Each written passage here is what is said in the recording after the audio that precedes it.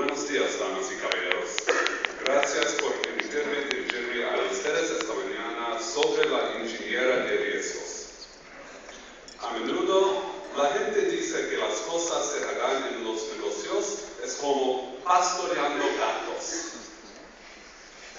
Sin embargo, pastorear gatos es muy fácil. Solo tienes que dar un juguete para jugar y lo van a perseguir todo el día. Seguridad, sin embargo, tiene que ver con el miedo. La gente no se quede con miedo, huyen de ella. En este sentido, las personas son como lagartos y mucho más difícil que llevar que los gatos.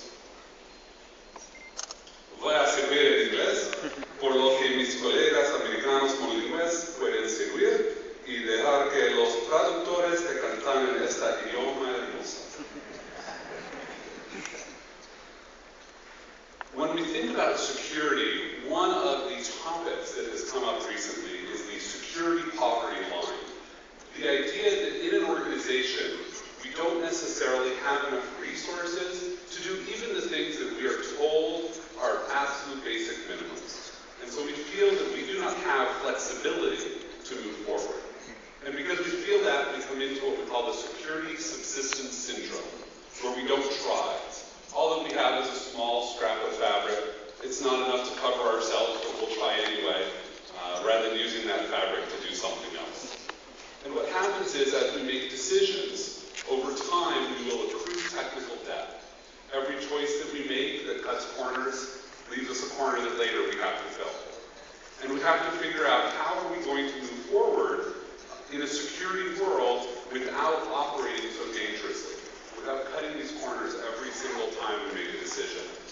And we can find reasons in the way people make decisions in business that will explain why we make these choices, and understanding why lets us decide how to change those choices. So often when we're in business, there's a typical conversation that we have.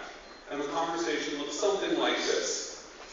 A business owner will come to us and say, I'm doing this project. Is it safe? Can I do it? And in fact, this is what we consider the Holy Grail, that we would get the business to come to us in security and ask us this question. Of course, we then answer that question in a very unpleasant fashion. We provide them our ISO 27002 checklist, which includes on it every mistake anyone has ever made. And we ask them to prove that they themselves have not made those mistakes. Of course, to the business owner who just wants to make a little money, this is a very long thing to do. So they turn around and ask us to fill it out for them. I mean, we understand these words. These are our words. So we'll fill out and we'll explain risk, and we'll come back to them. And we'll point out some of the risks that they have, and we really love it when there's esoteric risk that they don't understand.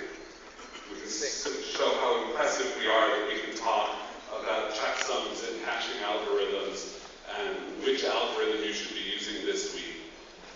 And our businesses don't necessarily follow along. So they're just going to ask us a very simple question. Is what I'm doing something I can proceed with doing? Do I have too much risk or just the right amount? And this is a trap. And this is the trap that we fall into, that we drive ourselves into. Because if we say yes, we may not go forward, what business will listen to us? They're in the business of taking risks, and we'll put ourselves in their way. Or we can say, no, it's okay what you're doing. You're taking the right amount of risk. And when it goes wrong, who will they blame? They'll blame those of us who said that the risk was acceptable. But this isn't appropriate.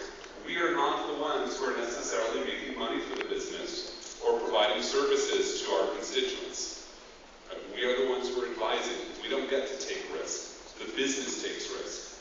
And that's what we need to move beyond. So when we think about value that we provide to the business, we can think about how a security program might be measured.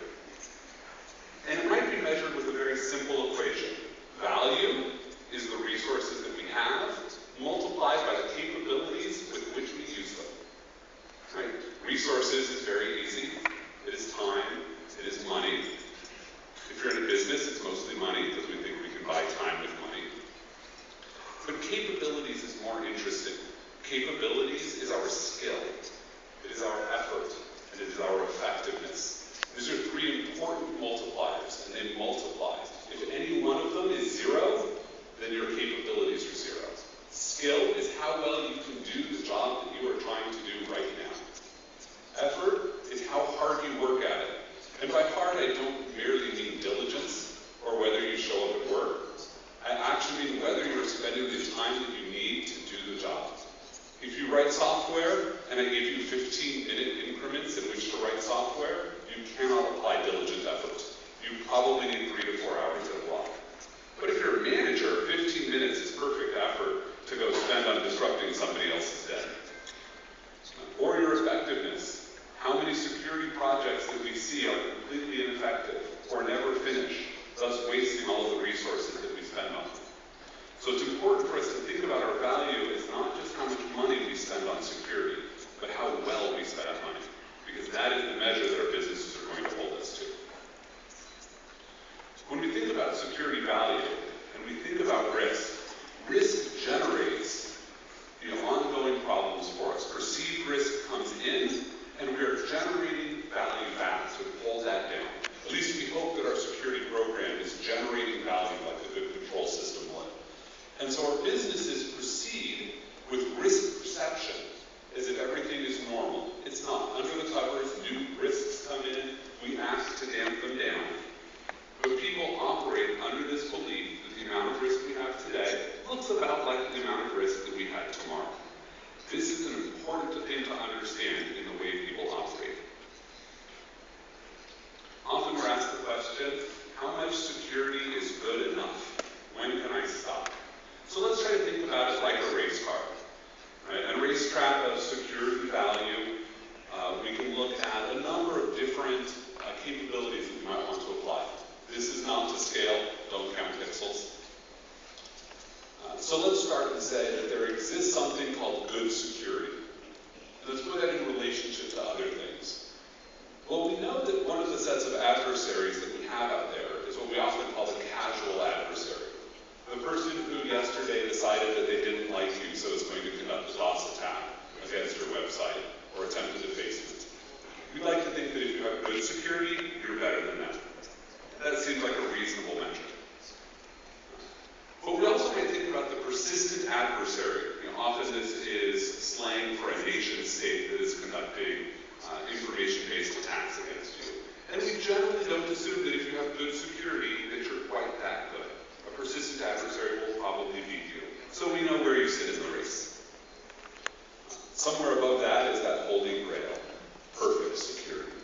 We'd all like to be perfect someday. In between those two, this is where some of the security vendors that you see outside can help you, right? Just because you're good doesn't mean you don't have room for improvement. And we talked about the role of the assessor. The assessor is somebody who works for you. Their job is to tell you what you are doing wrong so that you can improve. That's very different from the role of the auditor. Right? The auditor is the one who comes in to tell somebody outside how well you are doing. And the realities of business, you want good assessors and you want bad auditors. Because you want your assessors to tell you what you're doing wrong, and you want your auditors to tell the rest of the world that you're doing nothing wrong. At least we hope that's the case. Sadly, auditors are stuck verifying us against the checklist, so they're unable to stay ahead of the game and catch up to the persistent or even casual adversaries. And even more sadly, most auditors are not serious. And so many businesses play the game of just attempting to fool an auditor. They want the bad auditor, and they're going to fool them and not tell them about the risks that they know about. And so organizations like that tend to operate down here. They think they can get away with bad security. And in fact, most years they're right. So what happens over time? As we look at these various security models you might have. These might look good today, but we're in a race. Tomorrow we're not going to look like today. Well, some of these models aren't going to keep up. They're going to fall behind. Right? The auditors are looking at checklists that get outdated, so they're not going to keep up. And every year that your organization gets away with cutting corners, they think that's a good idea. They might as well just park at the side of the road. because they're not really in the race anymore. And that's about where they are. So how do we get them out of that model? How do we get them to pick up and move? Because the occasional adversary is gaining even on the people with good security. Good security isn't keeping up. And certainly bad security isn't going to either. Let's talk about changing the game. First of all, let's understand why organizations behave that way. Sam Peltzman was an economist at the University of Chicago, and he coined something called the Peltzman effect. And in the United States, we used to not require seatbelts to be worn. It was optional. And there was debate about making it mandatory at the federal level. Most of our states ended up making it mandatory. But Sam Peltzman said, if you make people wear seatbelts, they will drive faster, and they will drive more dangerously, and they will kill pedestrians. There's a very controversial statement to make called the killer seatbelts. And people said, no, that can't be the case. Yet we have some interesting evidence that says risk compensation, this idea that if I take away risk, I will take on more risk, actually is valid. Right? It's not necessarily as simple as Sam Peltzman said. But Sam did come up with a very interesting comment. He said, look, if you want people to drive very safely, there's one safety device that I could put in every car, and everyone would drive more safely. I don't recommend it, colleague, but if you wanted to make everybody drive safely on your roads, put a spike on their steering wheel. Nobody will drive dangerously. But this is the model that organizations operate in. Right? They don't see the spike, they don't see the safety things. What they see is that risks you tell them about aren't real. They're not happening to them, so they want to take more risk. And I've cheated a little bit. I've used this shorthand called organizations thinking. Organizations don't think. People think. People hold in their head a model of their organization, and that's the model that they will apply. And so we think about an organization as thinking, but it's really people making decisions. So let's think about how within an organization risk gets considered. Now, I did just say organizations don't think, so let's put it in people. How do people think inside an organization? Well, we have our business owner, they're selling a product, and they really care about whether their profit and loss model is good. Are they gaining market share? These are the important things to them. This is risk. If they're not gaining market share fast enough, that's a problem. Our chief executives want to know whether or not they're profitable. They'd like to understand whether their company will be in business next year, whether they're going to get a good paycheck. Very important for them. Our sales representatives would like to understand whether they can meet the quota that we've placed upon them. We want them to sell $1 million of goods this year, and we will hand them 4 goods to sell. And they want to understand which of those goods are going to let them make $1 million. They'd like to sell more than that, so they would like low risk, high reward. That's not usually what we do for them. We usually give them high risk and low reward models. Then there's our chief financial officer. They're looking at the allocation of resources across the business. Is the allocation that we're providing here for this business correct? Should we move money to something that is more profitable? Maybe we should give the money to our shareholders. Maybe they can do something more responsible with it. Our employees have a much more visceral question. Will I have a job tomorrow? Is this a choice that is going to put the business out? And I'm unemployed and seeking work. And then security comes in. And we ask a question like this: is this safe? Every other question is very visceral and easy to understand, right? Am I this or am I not this? Is this safe? What is safe? Now, these are all caricatures of the organization, but they're all things motivated by fear. So it's motivated by fear, they're more like lizards than people. And it's good to hold this model in your head, but understand not everybody will think exactly this way. Everybody thinks a little bit differently. So this leads us to the set point theory of risk tolerance. For those of you who have ever tried to gain weight or lose weight, you may be familiar with the set point theory. This basically says your body wants to weigh a certain amount, and it's very hard to change that. And in the same model, risk tolerance operates that way. We will tolerate a set amount of risk, and as long as we have that much risk, we're happy. If you give us more, then we'll act. So we're moving along, we believe we have a certain amount of risk. We become aware of a new risk. So this drives up the amount of perceived risk we have. So what do? We take some safety precaution. That's going to drive it back down the amount of risk we have, back to where we were. We perceive that we are okay. This is the amount that I'm comfortable with. And every time new risk comes in, I'm going to act to take away some of that risk. This is a very nice, stable equilibrium where perceived risk will remain constant over time. Now, unfortunately, it's not always this simple. Sometimes we have unmitigated risk, and this causes problems for people who want to deal with it. So imagine that we have some risk coming in. I come in and I tell my chief executive, oh my goodness, there's this horrible thing that could happen to us. And so we act to fix that horrible thing, but we fail. And so we only mitigate some of the risk, and that horrible risk is still out there. We are no longer stable. We have to do something about this. We can do two things. We would tell ourselves stories. One story looks like this. Well, my risk was not what I thought it was. I actually have a different amount of risk. Now, it's still risk perception. We believe that we're now talking about actual risk. And we'll actually say, it was always this bad. And when you told me about the risk, well, it made it a little bit worse, but I fixed that and everything is okay. That's an unstable model because that is still not where I started. But at the very least, I don't have a problem around that specific point. More likely, the conversation will tell ourselves with something like this. Well, I thought I had risk that was up here. But you came and you told me about this risk, and you were lying. I didn't believe you. And in fact, not only did I not believe you about that risk, all of the other risks that you have told me about over time, I also don't believe. And now, this is how much risk I have. So I'm going to proceed along on this assumption. Now, you notice we're also unstable. There's much less risk now than there was before. But now I can tell myself a simple story. Look how much risk I have to go spend. I can do risky and dangerous behaviors because I don't believe you. That's simple. And we see this in organizations that are below the security poverty line. Somebody tells them about risks that are unbelievable, so they take more risks because those risks never materialize for them.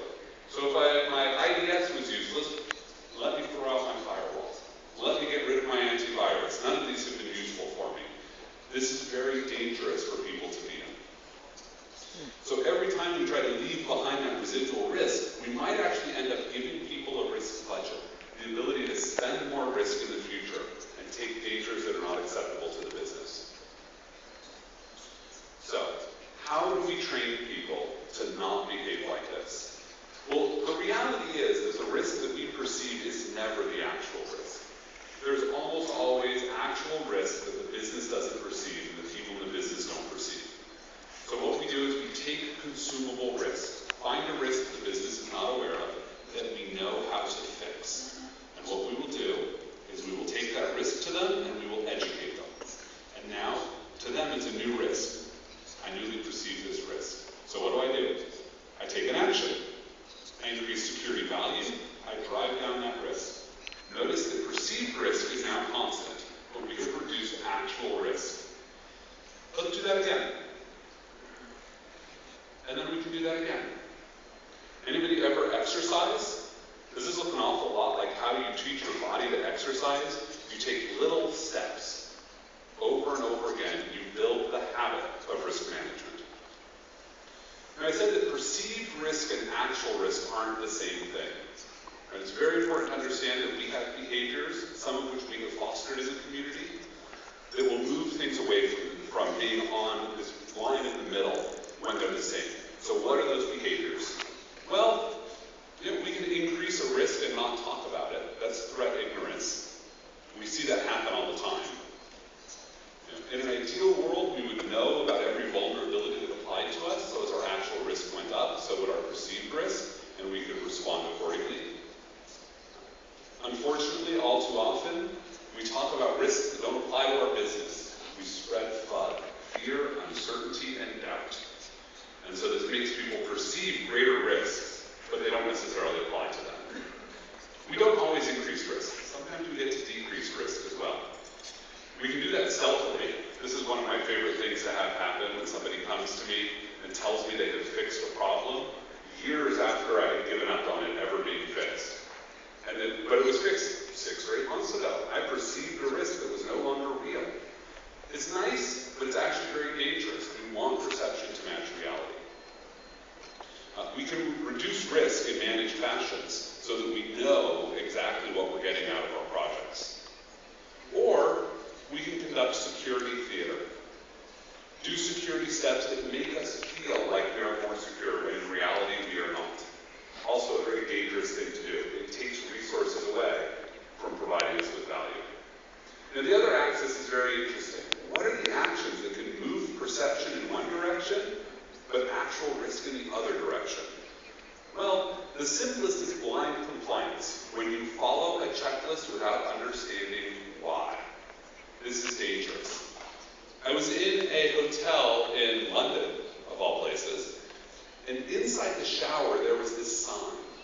For your comfort and safety before showering, please ensure the bath mat is securely in place and the shower curtain is inside the bath. This seems like a very safe thing to put into your shower, right? You want to make sure that your guests are all safe. And I'm willing to bet it was their lawyers. Their lawyers said something like, we don't want to be sued by somebody who slips and falls, so let's give them advice about what to do, and if they don't do it, and they slip and fall, we can claim it's not our fault. But you know what was missing in that bathroom? A shower mat or a shower curtain. Neither one was there.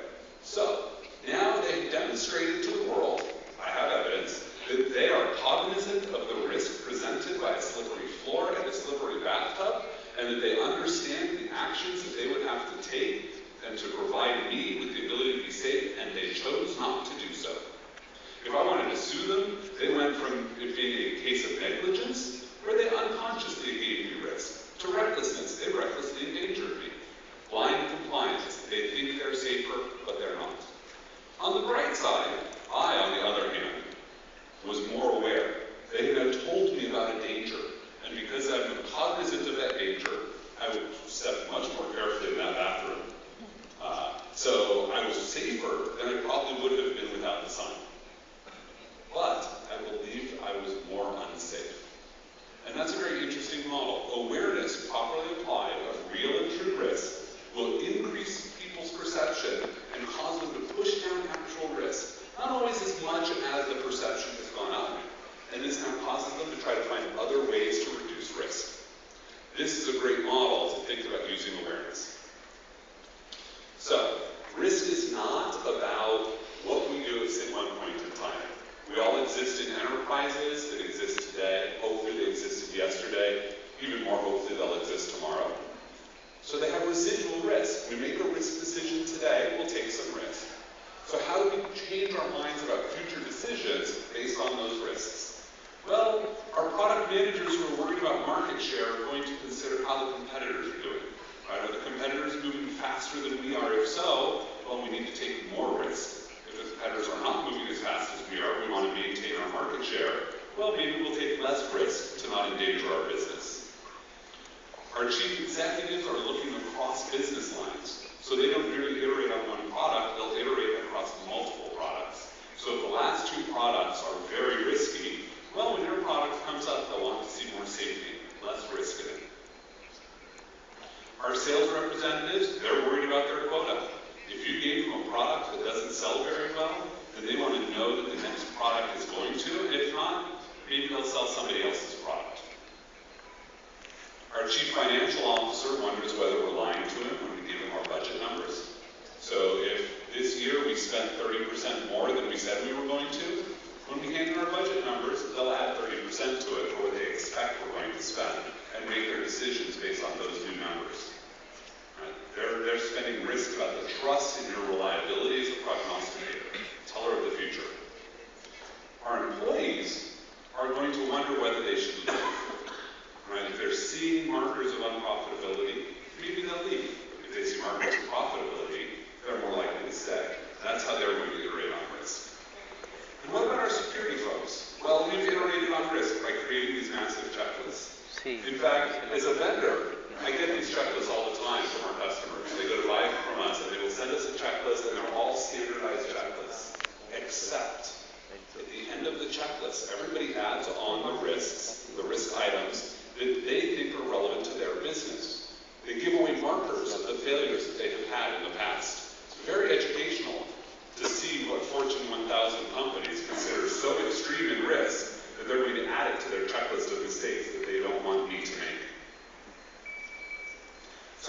take this and get a better risk conversation? Well, we know that people, when they're cognizant of risk, will act differently. So, when the business owner comes to us and says, here is my project, is it safe? We shouldn't answer. Our answer should be, I don't know. Is it? You're the person whose project it is. You should know whether or not it's safe. I will be honest, the first time you say this to somebody in a business, they'll be very surprised. But I thought that was your job. Haven't you been telling me for years it's your job to tell us what safety is? But once they get over that, you can teach them. Here's how you should think about safety. Here's what adversaries we worry about. Here's what our control objectives are. What security considerations do we have? Now, do you think your product is secure? It may take them a little while. The one thing on my slide is that it needs no translation. But you can teach them to assess risk for themselves. Now, they're not going to be perfect at it, but that's okay. What we really want them to say is, well, this is reasonably safe. Right? Not just this is safe, it's reasonably safe. We want them cognizant of the risks that they have. That lets us say things like, wonderful, well, can you try to fix things next time? And now they're cognizant of the risk that they themselves are carrying forward. This does work. People will live in this world, and they actually kind of enjoy this world. They get to decide whether or not their risks are acceptable. They don't have to come to us in our ivory towers and beg us for a dispensation to go forward. That's not our job. Our job is to educate. So how do you personally get better in your organization? Right? This all sounds very easy. It's a change of a conversation. But how do you improve your capabilities? For anybody who juggles, how many people in here juggle? 3 balls, throw them in there. Okay, I've got a few people. So if you've ever juggled 3 balls, you can be relatively successful very easily. I can teach almost anyone to juggle in a few days. And if you're just trying to keep 3 balls in the air, and if you measure success by how many balls are in the air, you can be relatively successful. And maybe those tasks that we have to think about are transmission security and desktop security and data storage. But then our mission grows. And we have to think about hackers and adversaries. And we have to think about business metrics. Now we have 5 balls to juggle. If you only juggle 3 balls and you attempt to juggle 5 balls, it's very entertaining. 5 balls on the ground. Your success metric of number of balls in the air drops very quickly. Now, in reality, our business looks more like this. We have dozens of balls to keep in the air. Right? We have to worry about internationalization, profit, legal issues, innovation, the cloud. I could just keep listing them and you'd get bored at some point and the conference would be over. But if I give you 17 balls to juggle, but I tell you the success metric is how many balls can you keep in the air? If you're clever, the first thing that you do is set 14 of those balls on the ground. Juggle 3 of them. Pick the most important things that will improve your ability to provide value to your business in the future and do those. You know that you're going to fail in many tasks. That's okay. Fail faster. Focus on the things that will make you better today and tomorrow. Right? So maybe that's protect the desktops, but also build innovation systems. You're innovating your systems so that tomorrow that work is being done by a computer and not by you. And that's what many of the presenters will give you tips on how to do things of that nature. And then tomorrow you can pick up a different ball. Maybe every day you can switch which ball you're juggling because each ball gets a little bit easier. So here's your takeaway. If you want to improve your security value, right, which every good security program, frankly, every good program should do, how do we increase value over time? Well, when we're below the security poverty line, we get trapped into thinking about resources. We're worried about whether we have enough money, and we can't go buy things, and that's a problem. So we focus on that, and we forget that we have capabilities, and those capabilities will improve our security.